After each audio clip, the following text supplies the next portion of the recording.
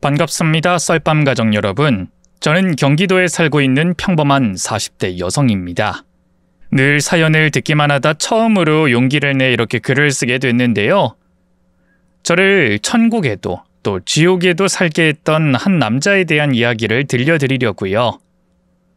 비록 끝이 해피엔딩인 이야기는 아니지만 그래도 마지막에 통쾌한 사이다가 기다리고 있으니 꼭 끝까지 들어주세요. 그럼 시작해 보겠습니다. 저는 어릴 때부터 남자에 대한 불신이 뼛속까지 박힌 사람이었는데요. 이유는 간단했어요. 바로 저희 아버지 때문이었죠. 제 기억 속 아버지는 늘 집에서 술만 마시는 사람이었어요. 다른 집 아버지들처럼 일을 해 식구들을 부양하긴커녕 늘 잔뜩 취한 채로 엄마나 저에게 화풀이를 하곤 했죠. 집안 물건을 내던지며 욕설을 퍼붓고 심할 땐 손찌검까지 했네요. 엄마가 정성껏 차린 밥상도 반찬이 부실하다는 이유로 뒤엎기 일쑤였죠. 반찬이 이게 뭐야? 순 풀떼기뿐이잖아. 미안해요, 여보. 오늘 일이 늦게 끝나서 장을 못 봤어요. 내일 정육점 가서 당신 좋아하는 돼지고기 사올 테니까. 시끄러! 하늘 같은 서방이 말하는데 어디 감히 핑계를 대? 일이 늦게 끝나서 뭐? 너 지금 일한다고 유세 떨어? 지금 내가 일 안 한다고 무시하는 거냐고? 그런 거 아니에요. 제발 내 말 좀 곡해하지 말고 들어요. 이게 어디 언성을 높여? 그날도 어김없이 아버지는 밥상을 엎어버렸어요. 뜨거운 국물이 바닥에 튀었고 반찬 그릇이 깨지면서 파편이 사방으로 튀었죠. 엄마는 반사적으로 제 앞을 가로막으며 소리쳤어요. 애 앞에서 이게 무슨 짓이에요? 승리 다칠 뻔했잖아요. 딸년 좀 다치면 어때서? 인연도 알아야지. 지혜미가 남편한테 대들면 어떻게 되는지. 짝! 날카로운 파멸음과 함께 엄마의 뺨이 돌아갔어요. 엄마는 악소리를 내면서 제 앞으로 쓰러졌고 그러면서도 제게 소리쳤죠. 승미야, 얼른 방 안으로 들어가. 들어가서 공부하고 있어, 얼른. 엄마, 방에 들어가라니까. 엄마 말 안 들려? 엄마의 필사적인 외침 앞에서 저는 아무것도 할 수 없었어요. 그저 허둥지둥 방 안으로 들어가 이불을 뒤집어 쓰고 두 귀를 틀어막는 것밖엔. 아버지에게 당당하게 맞서 엄마를 구하고 싶었지만 그러기엔 전 너무 어리고 약했죠. 그런 스스로가 너무 한심하고 싫었어요. 그리고 그만큼 아버지가 끔찍하고 증오스러웠죠. 한바탕 폭풍이 지나가고 나면 아버지는 술에 취해 잠들거나 나가버렸고요. 뒤늦게 방 안으로 들어온 엄마가 절 끌어안고 애써 아무렇지 않은 목소리로 말했어요. 미안해, 우리 딸 많이 무서웠지? 그럼 전 말없이 엄마를 부둥켜 안고 눈물을 삼켰죠.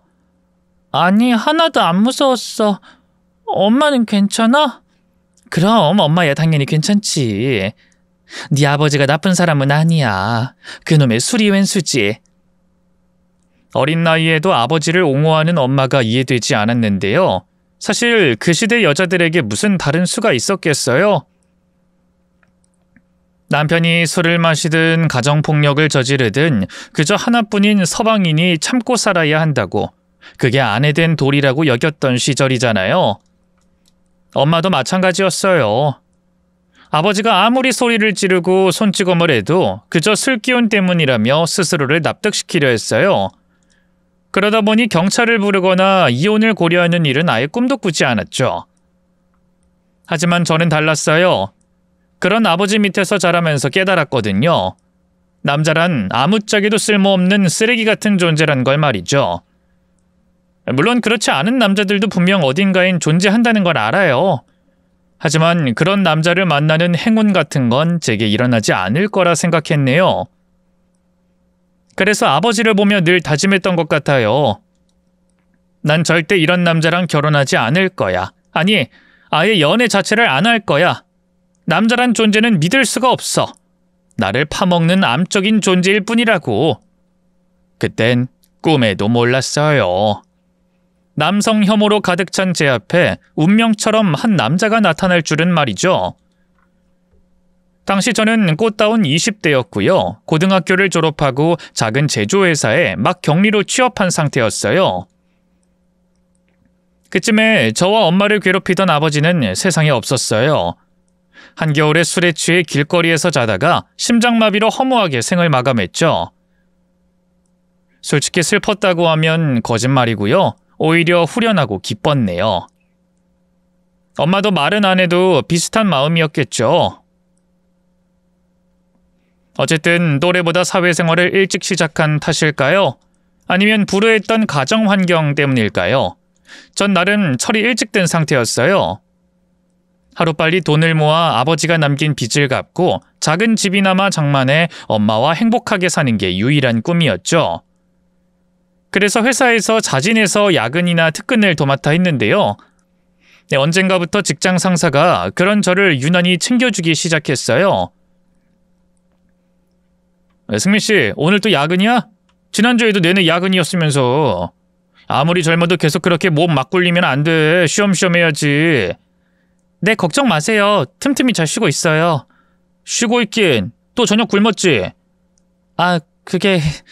그놈의 다이어트 좀 때려쳐. 승민 씨가 뺄 살이 어딨다고 그래. 사실 다이어트는 핑계였어요. 회사에서 따로 야근 식대를 주지 않았기 때문에 돈이 아까워 굶는 거였죠. 도시락을 싸고 싶어도 그 시간에 10분이라도 더 자는 게 이득이다 싶었고요. 어쨌든 상사는 저녁도 굶어가면서 일하는 제가 안쓰러웠던 걸까요? 언젠가부터 제가 야근을 할 때면 슬그머니 다가와 김밥이나 빵 같은 걸 내밀더군요.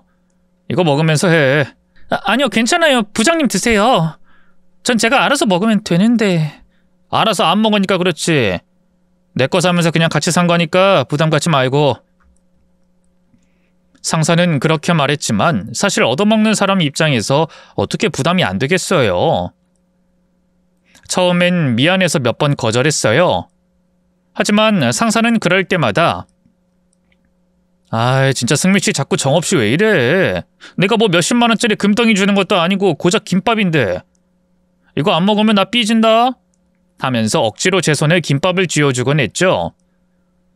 그렇게 몇 번을 반복하다 보니 어느 순간부터 자연스럽게 받아먹게 되더라고요.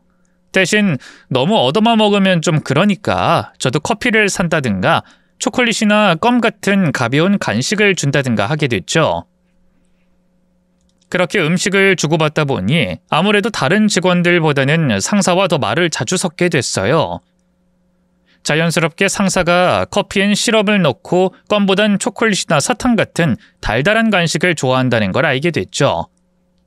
하지만 그때까지도 상사에게 별다른 감정은 없었는데요. 그러던 어느 날이었어요. 퇴근 후 혼자 남아 업무를 정리하고 있는데 갑자기 사무실이 온통 깜깜해졌어요. 건물 전체가 정전이 된 거였죠. 그 순간 어린 시절의 기억 하나가 떠올랐어요. 아버지가 술에 취해 두꺼비 집을 내리고 엄마와 제게 라이터를 들이밀며 불을 지르겠다고 협박한 일이었죠. 개집년들이 어디 똘똘 뭉쳐서 나를 개무시해? 진짜 한번 죽어볼래? 이 집 다 불태우고 같이 죽을까? 어차피 나 삶에 미련 없는 사람이야. 여보, 제발 이러지 말아요. 엄마의 애원에도 아버지는 라이터 불을 껐다 켰다 하며 저와 엄마 앞으로 들이밀었어요. 급기야 엄마의 머리카락에 불이 붙기도 했죠. 어린 마음에 엄마가 진짜로 불에 타버릴까봐 얼마나 무서웠는지 몰라요. 이미 과거의 사건이었지만 그게 트라우마가 된 걸까요? 그 기억이 떠오르자 저는 아무것도 못하고 그 자리에서 굳어버렸어요. 불이 꺼진 조용한 사무실에서 오로지 제 심장 소리만 쿵쿵 울리는 듯 했죠. 그런데 바로 그때 누군가 제 이름을 불렀어요. 승미 씨? 거기서 뭐해? 놀라서 뒤를 돌아보니 상사가 휴대폰 불빛을 비추며 다가오고 있었어요. 왜 그래? 무슨 일 있어? 그게 갑자기 불이 꺼져서... 정전이 된 것 같아. 놀랐구나. 괜찮아? 어디 다친 건 아니지? 전 반사적으로 고개를 끄덕였지만 아마 제 얼굴은 창백하게 질려 있었을 거예요. 상사는 그런 절 보고 잠시 멈칫하더니 조용히 다가와 제 어깨를 쓰다듬었죠. 왜 그래? 무서워서 그래? 괜찮으니까 천천히 숨 쉬어봐, 응? 네. 저는 상사의 지시에 따라 숨을 길게 들이마셨다가 천천히 내쉬었어요. 그러자 미친 듯이 날뛰던 심장이 조금씩 진정되는 게 느껴졌죠. 그런 제 상태를 보고 괜찮다고 판단한 걸까요? 상사가 제게서 몸을 떨어뜨리며 말했어요. 여기서 기다려. 내가 경비실 내려가서 언제 복구되는지 물어보고 올 테니까. 알았지? 그렇게 상사가 절 두고 떠나려 했는데요. 저도 모르게 그런 상사를 붙잡고 말았어요. 가지 마세요. 그러자 상사가 당황한 얼굴로 저를 바라봤는데요. 그러면 안 된다는 걸 알면서도 저는 상사의 팔을 붙잡고 간절하게 말했어요. 가지 마세요. 혼자는 무서워요. 가지 마세요, 부장님. 그래, 알겠어. 여기 있을 테니까 걱정하지 마. 놀란 듯 보이던 상사는 이내 제 곁으로 다가와 다시 조심스럽게 제 어깨를 쓰다듬기 시작했어요. 그러자 또다시 가슴 깊숙한 곳에서부터 안도감이 퍼지기 시작했죠. 승미 씨, 이제 보니 아주 겁쟁이구나. 제가 좀 괜찮아진 것 같았는지 상사가 농담을 던졌어요. 그 모습에 저도 모르게 피식 웃음을 흘린 것도 잠시. 상사가 뒤이어 놀라운 말을 했죠. 난 진짜 겁이 없는 사람인데 앞으로 내가 승미 씨 지켜줘야겠어. 그냥 별 생각 없이 한 말일 수도 있었겠죠. 하지만 그 순간 저를 보는 상사의 두 눈은 너무나 진지했어요. 아무 말 못하는 저를 보던 상사가 어느새 손을 위로 올려 제 얼굴을 감쌌고요. 그대로 가까이 다가와 제 입술에 입을 맞췄죠. 어둠 속에서 그렇게 저는 직장 상사와 첫 키스를 했네요. 그날 정전은 10분 만에 해결됐지만 저에겐 그 10분이 너무나도 길고 특별한 시간이었어요. 그날 이후 제게 남자친구가 생겼으니까요. 참 이상하죠? 평생 남자는 믿을 수 없는 존재라 생각하며 살아왔는데 그 사람은 이상하게도 믿고 싶어지는 사람이었어요. 어릴 때부터 저를 보호해줄 어른이 없었는데 처음으로 누군가가 나를 보호해주고 있다는 느낌이 들어서 그랬던 걸까요? 뭐 특별할 것 없는 연애였지만 참 행복했어요.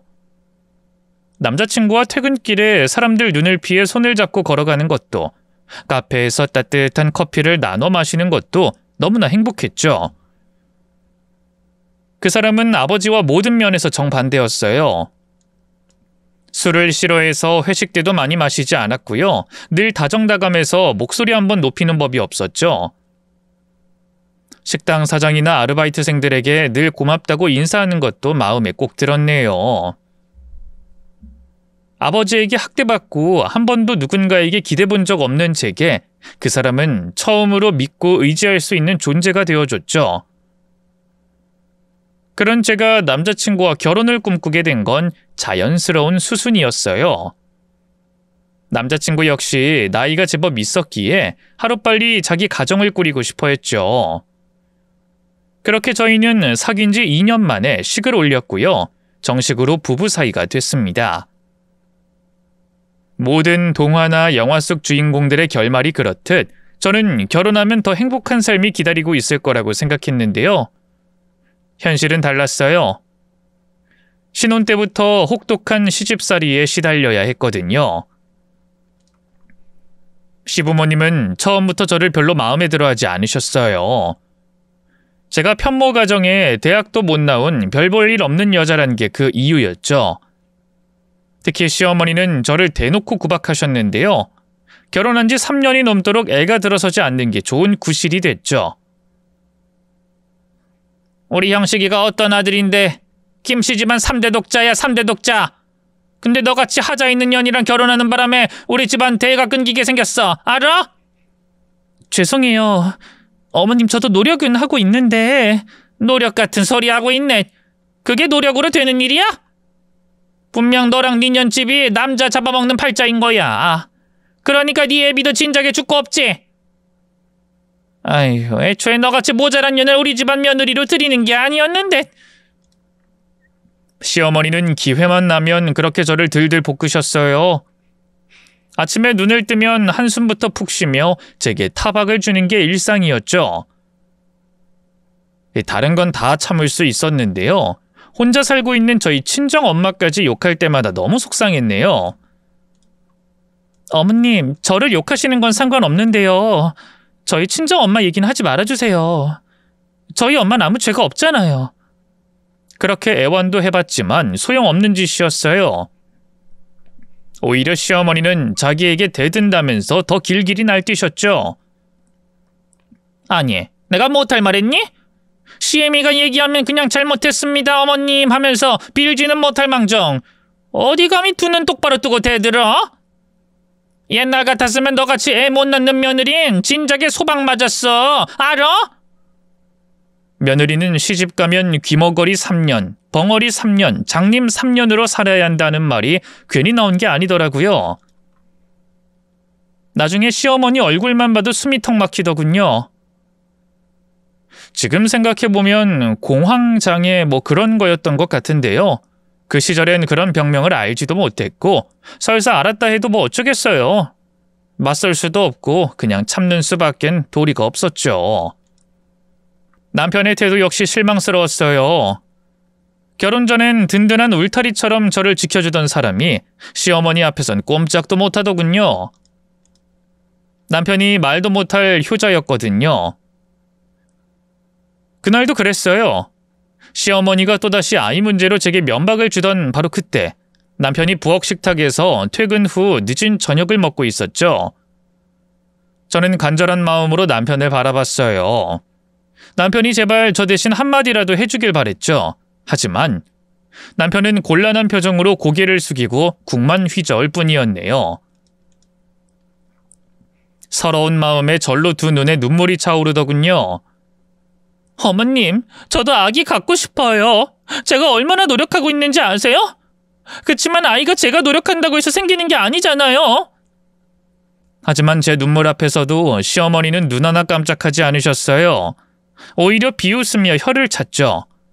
아이고, 이게 어디 여시처럼 눈물을 흘려? 누가 보면 내가 아주 너 쥐잡듯이 잡는 줄 알겠다. 네가 대체 무슨 노력을 했는데? 언제 우리 아들 밥일 힘쓰라고 보약 한제를 지어줘봤냐? 상다리 부러져라 밥을 차려줘봤냐? 우리 아들이 벌어다주는 돈으로 편하게 놀고 먹기만 하는 주제 어디 뚫린 입이라고. 시어머니의 타박에 어이가 없어서 말문이 막혔어요. 다른 건 몰라도 집안일은 그 누구보다 열심히 했다고 자부할 수 있었으니까요. 결혼하고 난 이후로 하루도 빠짐없이 새벽같이 일어나 남편과 시부모님 아침을 차리고요. 온 집안을 쓸고 닦았어요. 명절 때도 제사 음식부터 뒷정리까지 홀로 도맡아 했고요. 그런데도 시어머니 눈엔 제가 하는 게 아무것도 없어 보였다니 기가 막히다 못해 코가 막혔죠. 어머님, 정말 해도 해도 너무하세요. 제가 하루 종일 얼마나 열심히 일하는데 저 시집 오고 나서 어머님 집안일은 손도 까딱 안 하시잖아요. 물 한 잔 드실 때도 저를 찾으시면서 제가 편하게 놀고 먹는 걸로 보이세요? 그런데 바로 그때였어요. 남편이 갑자기 수저를 탁 소리나게 내려놓으면서 자리에서 일어서더군요. 당신 그만해! 지금 어머니한테 대드는 거야? 제가 시어머니한테 당할 땐 잠자코 있던 양반이 자기 어머니한테 항변 한 번 했다고 바로 저를 나무라더군요. 그 모습에 억장이 무너지는 기분이었죠. 저도 모르게 남편 앞으로 달려가 따졌어요. 뭐? 대든다고? 당신 지금까지 어머님이 나한테 한 말은 하나도 안 듣고 있었던 거야?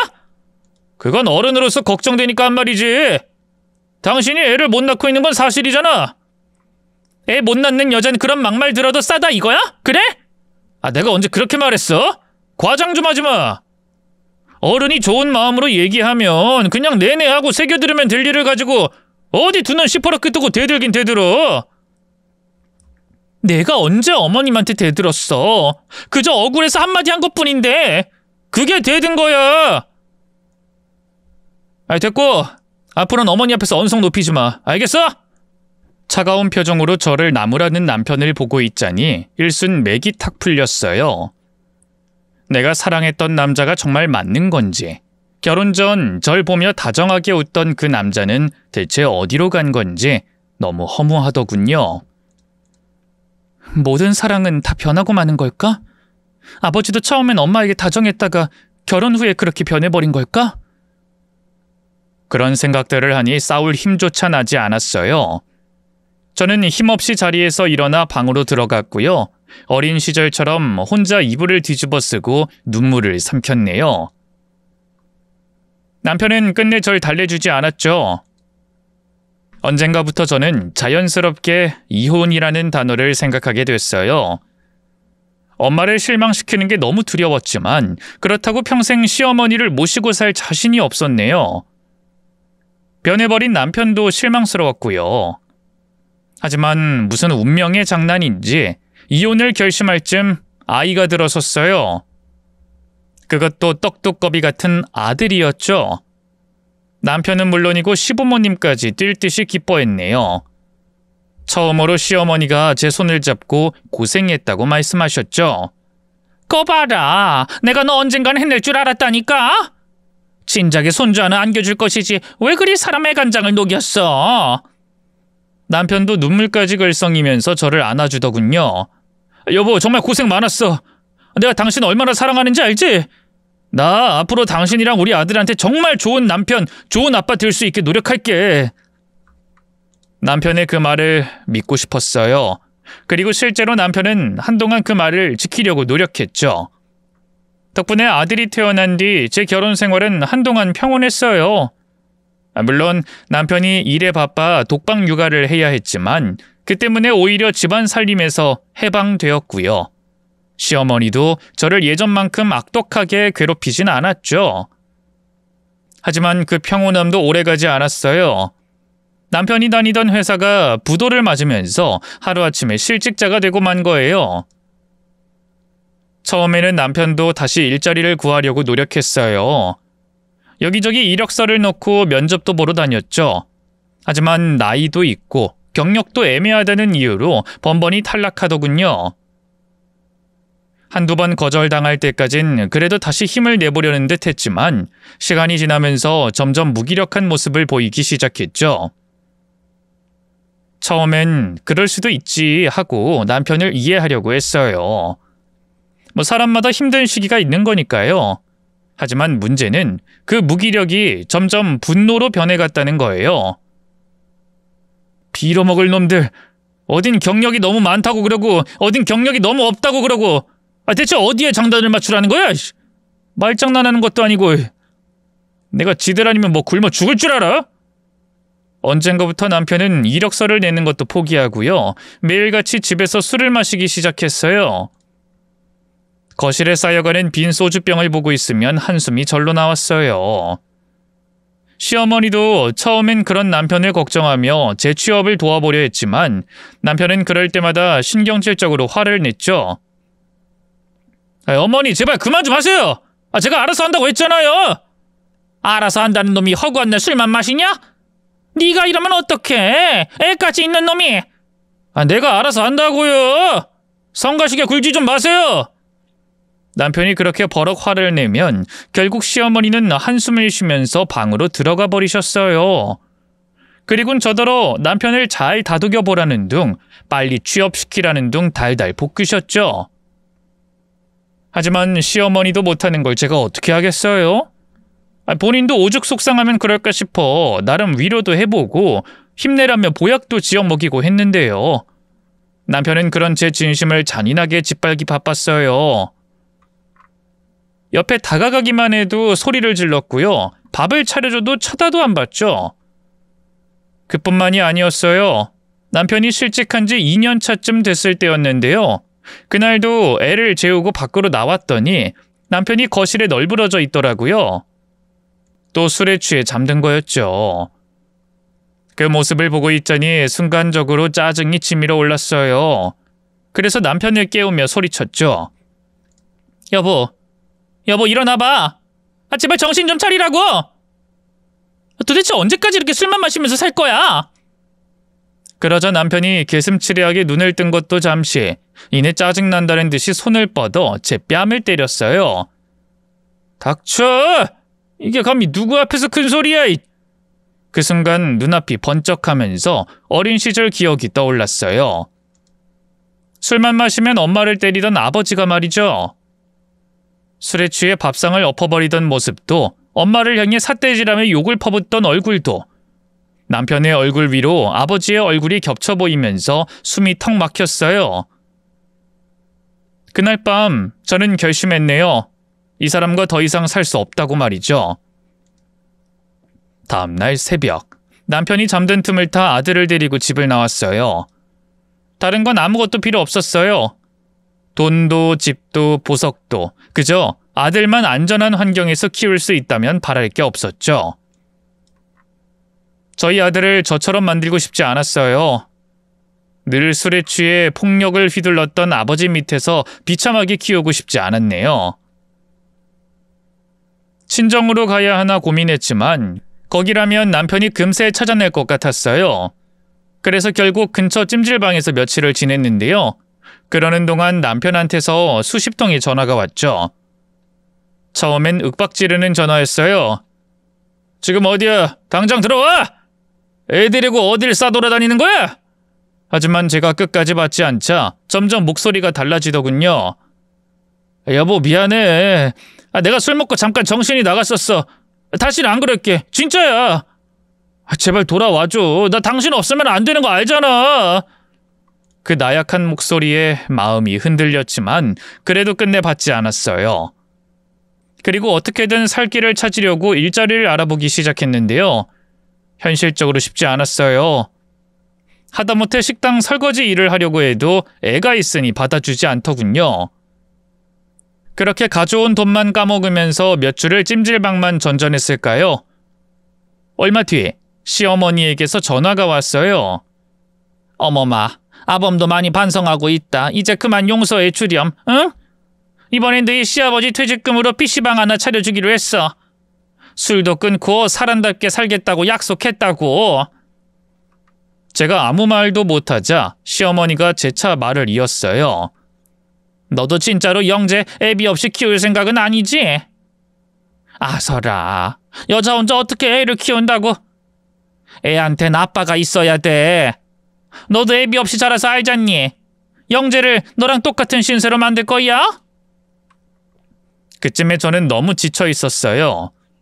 아이를 안고 찜질방에서 생활하는 것도 한계였고요.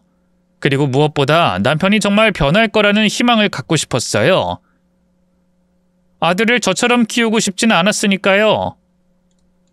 결국 저는 아들을 데리고 다시 집으로 돌아갔어요. 남편은 절 보자마자 눈물을 펑펑 쏟으며 무릎을 꿇더군요. 여보, 이렇게 돌아와줘서 고마워. 내가 앞으로는 정말 당신한테 잘할게. 나 한 번만 더 믿어주라. 나 당신 사랑해서 돌아온 거 아니야. 우리 영재 때문에. 영재 아빠 없이 크게 하고 싶지 않아서 돌아온 거지. 그럼 알지 알아. 영재한테 진짜 좋은 아빠가 될게. 걱정하지 마. 그래, 마지막으로 한 번만 더 당신 믿어볼게. 처음엔 정말 달라진 줄 알았어요. 남편은 그날부로 술을 입에도 대지 않았고요. 시아버지의 도움으로 차린 PC방도 열심히 꾸려나갔어요. 새벽부터 밤 늦게까지 가게를 운영하며 열심히 돈을 벌었죠. 하지만 그것도 오래가지 않았어요. 언젠가부터 남편은 가게 일이 힘들다는 핑계로 또다시 술을 마시기 시작했고요. 제가 말리면 오히려 역정을 냈죠. 내가 이렇게 힘들게 일하는데 그깟 술 하나 마음껏 못 마셔? 내가 돌아가신 장인어른처럼 술 먹고 당신 때리는 것도 아닌데 왜 그래? 전적이 있잖아. 당신 옛날에 술 먹고 내 뺨 때린 거 기억 안 나?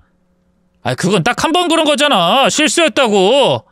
실수고 뭐고 약속했잖아. 다시는 술 입에도 안 대겠다고. 그만 좀 해. 나도 숨 좀 쉬고 살아야지. 술이란 게 대체 뭔지. 남편은 저랑 아무리 싸워도 좀처럼 술을 끊지 못했어요. 결국 저도 포기하고 그런 남편의 음주 생활을 모른 척 했죠. 어쨌든 적어도 술을 먹고 저를 때린다거나 아들에게 함부로 구는 일은 없었으니까요. 그러던 어느 날이었어요. 그날도 평소처럼 아들을 재우고 혼자 밀린 집안일을 해치우고 있었는데요. 갑자기 모르는 번호로 전화가 왔어요. 그냥 무시하려고 했는데 2번 연달아 전화가 오기에 결국 받았죠. 여보세요? 누구세요? 그게 영옥 씨 따님 되는 분 맞으시죠? 맞는데 누구세요? 웬 남자가 대뜸 저희 엄마 이름을 꺼내기에 긴장했는데요. 세상에, 그 남자의 정체가 너무나 충격적이었어요. 글쎄 저희 엄마가 만나는 사람이라고 하더군요. 만나는 사람이라니 저희 엄마랑 사귄다는 말씀이세요? 네, 역시 영욱 씨가 얘기 안 했나 보네요. 뭐 이해합니다. 아직 만난 지 반년도 안 돼서. 놀란 것도 잠시, 아버지가 돌아가신 지도 한참 됐는데 뭐 엄마한테 다른 사람이 생길 수도 있겠다 싶더라고요. 아니, 오히려 늘 혼자던 엄마가 마음에 걸렸는데 잘 됐다 싶었죠. 그래서 최대한 침착한 목소리로 대답했어요. 아, 네. 근데 저한테는 어쩐 일로 전화를 다... 저기 그게 실은 오지랖인 줄은 아는데 이 따님분도 알아야 할 것 같아서. 그 영옥 씨가 말입니다. 며칠 전에 수술을 받았거든요. 생각지도 못한 말에 눈앞이 새하얘졌어요. 네? 저희 엄마가 수술을 받다뇨? 어디가 아파서요? 유방암이었습니다. 다행히 수술은 잘 끝나서 지금 항암 치료 중이고요. 그럴 수가... 엄마는 저한테 그런 말을 한마디도... 걱정할까봐 얘기 안 하려고 하더라고요. 저도 처음엔 그런 영옥 씨의 뜻을 존중하려고 했는데 요즘 영옥 씨가 항암 치료받으면서 너무 힘들어해서 말입니다. 이 따님분이 와서 얼굴이라도 보여주면 좀 힘이 되지 않을까 싶어서요. 엄마 있는 병원이 지금 어디죠? 바로 갈게요. 엄마가 입원해 있다는 병원으로 가는 길, 제 심장은 터질 듯이 뛰었어요. 전화를 끊고도 도저히 믿을 수가 없었죠. 엄마가 암이라니, 그것도 벌써 수술까지 마쳤다니. 그동안 단 한마디도 하지 않았던 엄마가 원망스럽기도 하고 또 한편으로는 제 걱정을 덜어주려고 했다는 걸 아니까 가슴이 미어졌어요. 대체 얼마나 혼자서 아프고 힘들었을까?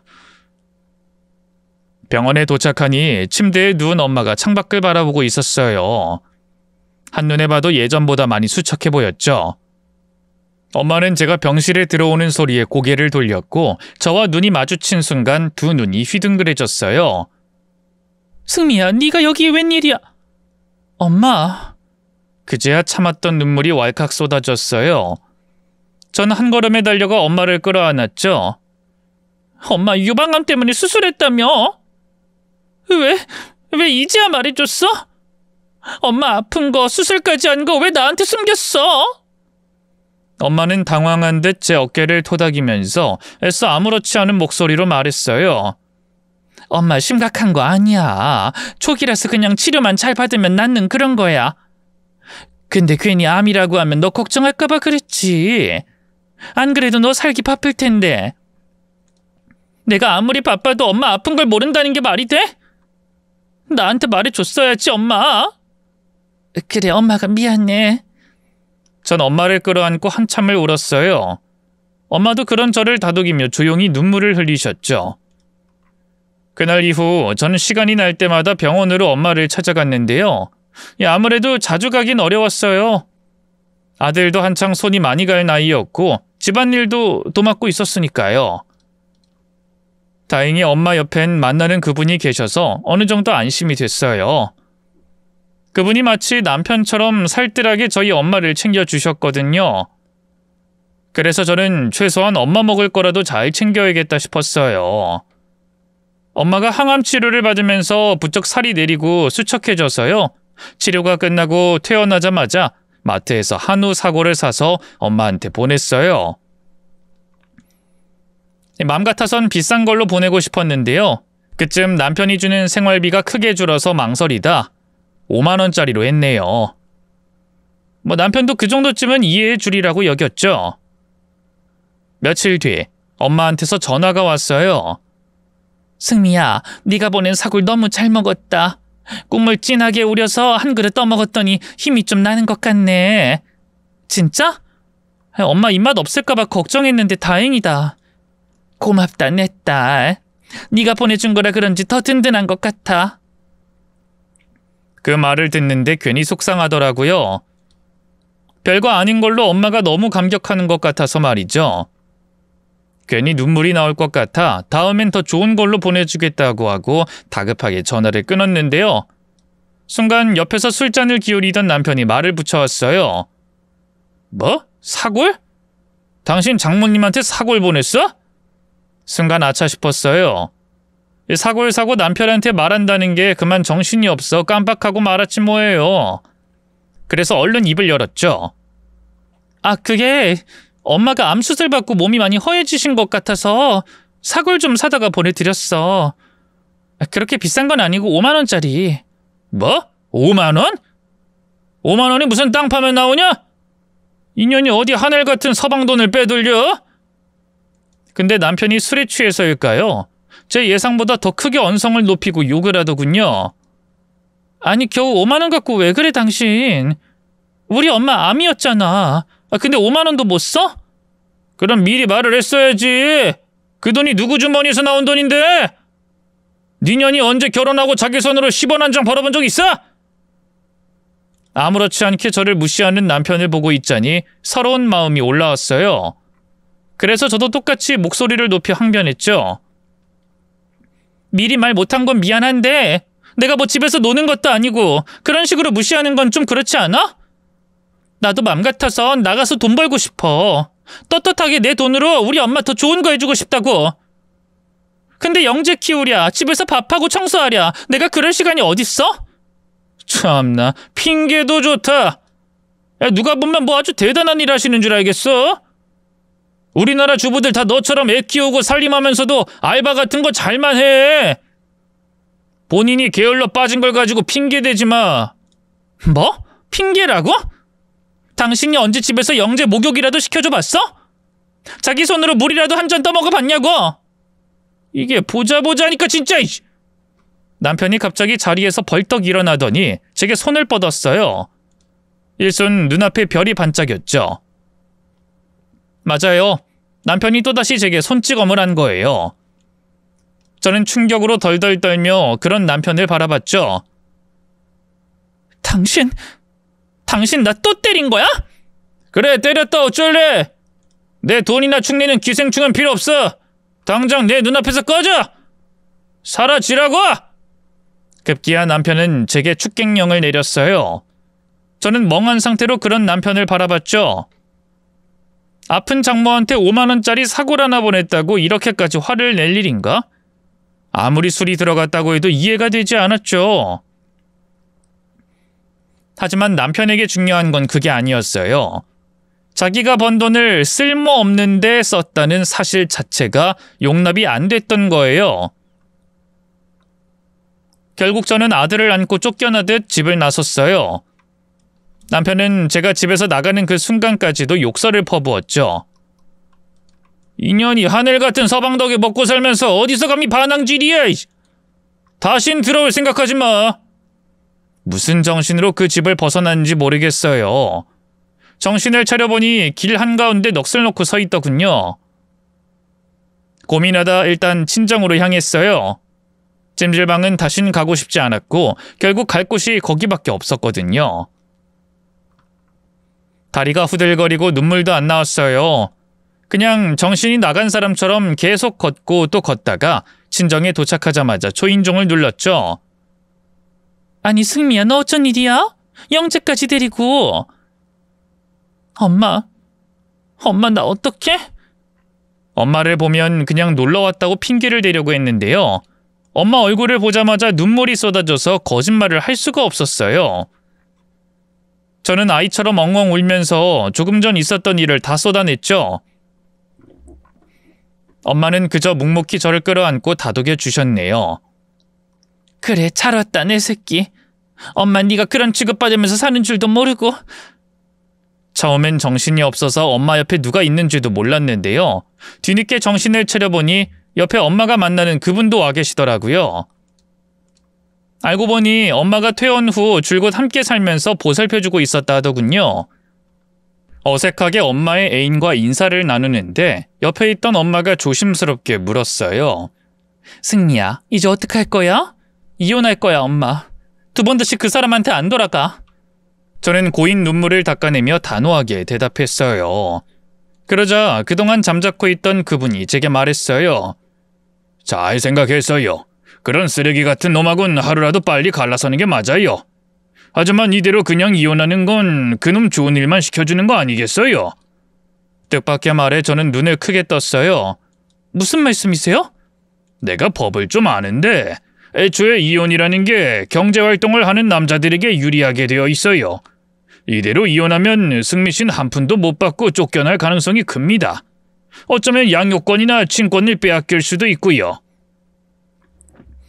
아들을 빼앗길지도 모른다는 말에 심장이 철렁했어요. 남편은 아들에게 딱히 아무 애정이 없었지만 집안의 대를 이어야 한다는 생각이 큰 시부모님은 달랐으니까요. 제 얼굴이 창백해지자 엄마의 애인분이 제 손을 잡더군요. 승미 씨만 괜찮다면 내가 좀 도와주고 싶은데 괜찮을까요? 다른 사람도 아니고 영옥 씨 딸이니까 남녀 같지 않아서 말입니다. 염치 없게도 그분의 도움을 거절할 수가 없었어요. 그래서 눈물을 삼키며 고개를 숙였죠. 부탁드릴게요. 도와주시면 이 은혜는 절대로 잊지 않을게요. 은혜는 무슨... 그럼 일단 승미 씨 남편놈 뒤를 좀 캐봐야 될 것 같은데 그놈 신상 명세 아는 대로 다 말해줄래요? 알고 보니 엄마의 애인분은 그 지역에서 꽤나 알아주는 부자였어요. 갖고 있는 건물이며 땅이 어마어마하더군요. 저는 남편에 대해 아는 대로 그분에게 다 얘기했어요. 그러자 그분은 옛날부터 이용했다는 흥신소에 남편의 뒷조사를 의뢰했는데요. 약 2주 뒤 나온 조사 결과는 너무나 충격적이었어요. 세상에, 남편이 저 모르게 가게 알바생과 바람이 났더군요. 술을 좋아하고 폭력적이긴 해도 여자 문제는 없는 사람이었는데 설마 외도를 하고 있었을 줄이야. 심지어 저를 쫓아낸 뒤 바로 그 여자를 집에 데리고 와서 살림을 차렸더라고요. 정말 기가 막히더군요. 어쩐지 갑자기 사골 5만 원어치 산 거 가지고 말도 안 되게 화를 낸다 싶더라니만 그걸 핑계로 저를 쫓아내고 그 여자를 들이려 했던 거죠. 처음엔 믿고 싶지 않았는데요. 흥신소 직원이 내민 서류 속에는 남편의 외도 행적이 담긴 적나라한 사진들이 들어있었어요. 남편과 가게 알바생이 다정하게 팔짱을 끼고 걸어가는 모습, 가게가 끝난 늦은 밤에 함께 나와 모텔로 들어가는 모습까지 모든 게 무너져 내리는 것 같았어요. 남편이 저를 때리고 무시하고 욕하던 것도 모자라 바람까지 피우고 절 내쫓을 계획을 짜고 있었다니. 하지만 언제까지 충격에 빠져 있을 수만은 없었어요. 어차피 남편에 대한 애정이 식은 지는 오래였고 남은 감정은 증오뿐이었어요. 어떻게든 남편에게 죗값을 치르게 하고 싶었죠. 저는 바로 엄마 애인분의 도움을 받아 변호사를 고용했어요. 그리고 정식으로 남편에게 이혼 소송을 걸고 상간녀 소송도 걸었죠. 또 손해배상 청구 등 민사상으로 걸 수 있는 소송도 전부 다 걸었네요. 남편도 뒤늦게 소장을 받아봤나 보죠? 제가 집을 나간 이후 연락도 없던 사람이 갑자기 친정집 앞으로 찾아와 난리를 치더군요. 당신이 대체 무슨 자격으로 날 고소해? 그냥 조용히 이혼하면 되는 걸 가지고 꼭 이렇게 일을 키워야겠어?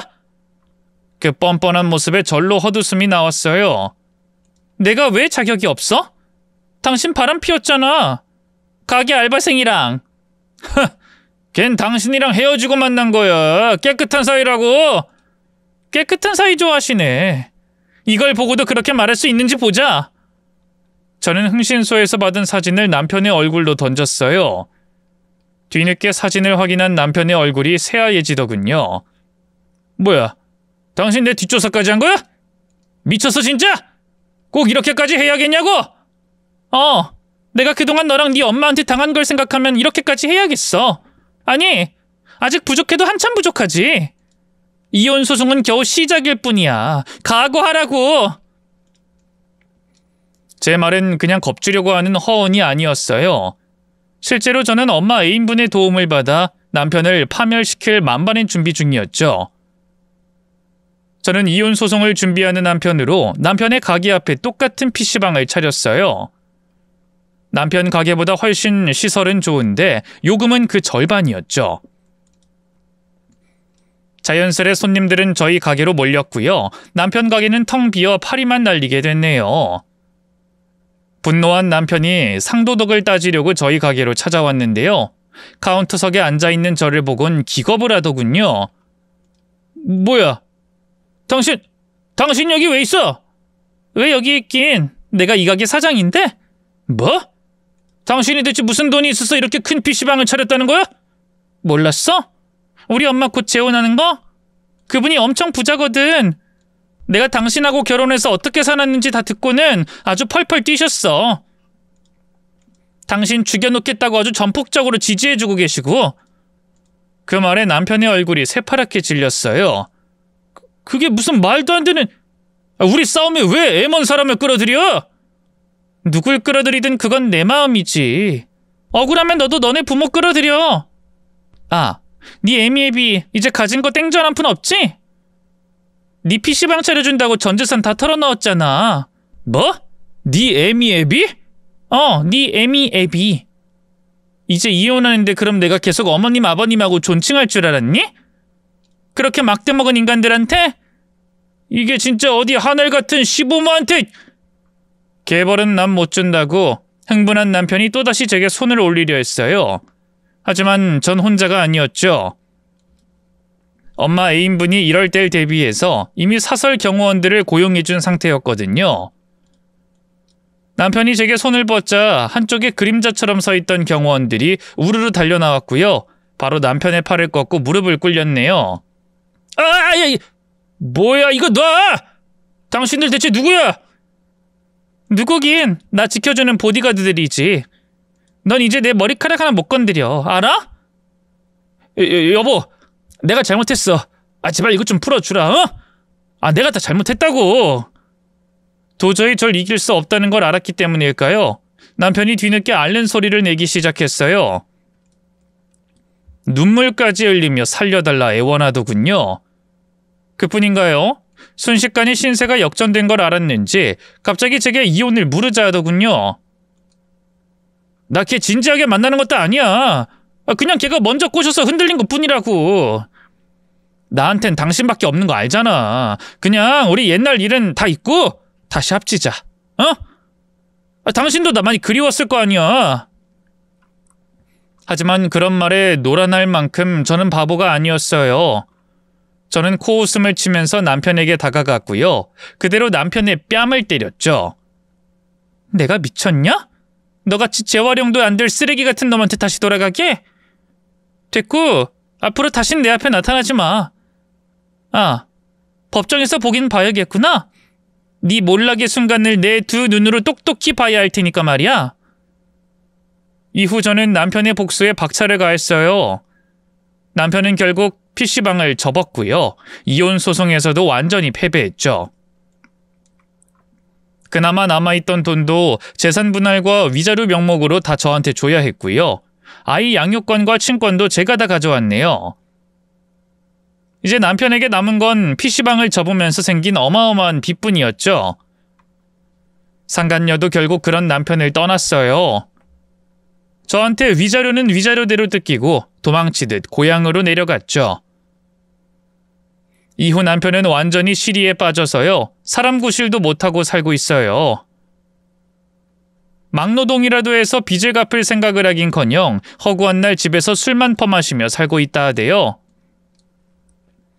간도 망가질 대로 망가져서 곧 죽어도 이상하지 않다 하더군요.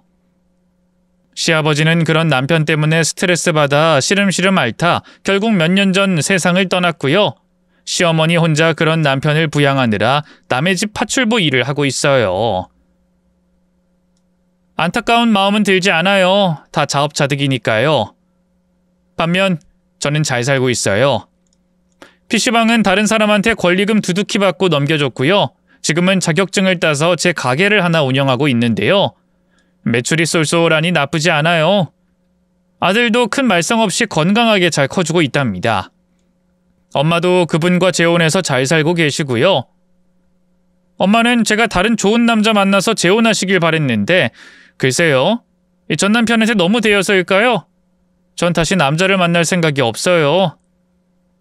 능력과 돈만 있다면 돌싱의 삶도 그리 나쁘진 않거든요. 물론 때때로 외로움을 느낄 때도 있어요. 저도 사람이니까요. 하지만 생각해보면 제가 남편과 살 때 오히려 더 외로웠거든요. 제 마음을 몰라주는 사람과 한 입을 덮고 잔다고 해서 외로움이 사라지진 않더라고요. 오히려 더 심해지지.